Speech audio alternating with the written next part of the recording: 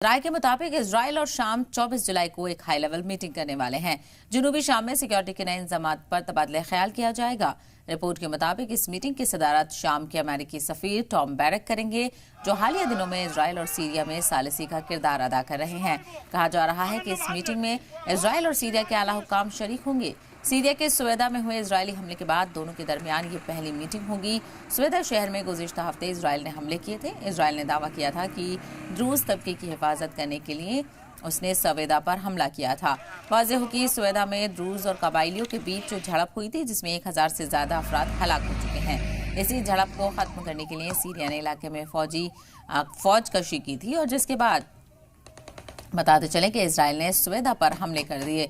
वाज़ेह हो कि फिलहाल इजराइल और सीरिया के बीच जंगबंदी कायम है, तो जंगबंदी के बीच बातचीत की भी पेशरफ्त देखने को मिल रही है। इसके क्या कुछ मायने हैं, इसको भी समझने की कोशिश करेंगे। तो बहरहाल आपको बताते चले, जंगबंदी के बाद मीटिंग की मेज पर सीरिया और इजराइल आने वाले हैं। ऐसे में देखना बेहद अहम होगा कि इस मीटिंग के क्या ख्वातिर ख्वाह नतीजे निकल कर सामने आते हैं, क्योंकि आपने हाल ही में देखा होगा कि किस तरह से इजराइल और सीरिया के बीच भी कशीदगी बढ़ी थी। कुछ ममालिक ने मुदाखलत भी करी थी और ऐसे में दोनों के बीच सीज फायर भी हुआ है।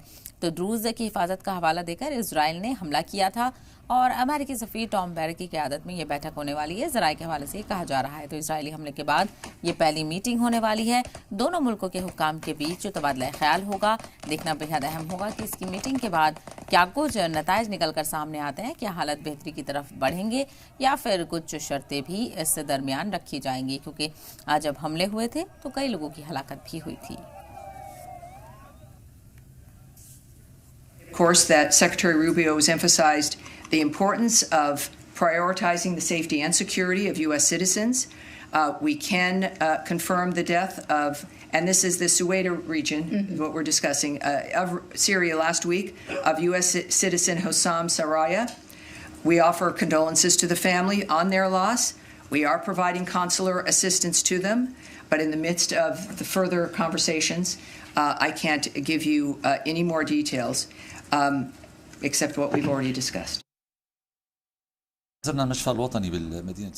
We visited the National Hospital in the city of Sueda. The situation is bad.